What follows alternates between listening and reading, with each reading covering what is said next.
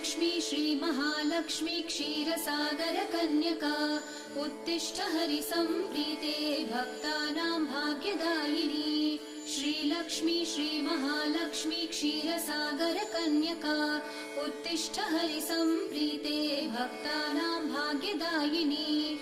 उत्तिष्ठोत्तिष्ठ श्रीलक्ष्मी विष्णुवक्षस्थलालये उत्तिष्ठ करुणापूर्णे लोकानां शुभदायिनी।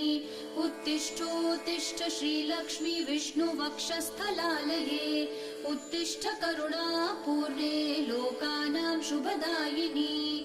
श्रीपद्ममध्यवसिते वरपद्मनेत्रे श्रीपद्महस्तचिरपूजित पद्मपादे श्रीपद्मजात जननी शुभपद्मवक्त्रे श्रीलक्ष्मी भक्तवरदे तव सुप्रभातम्।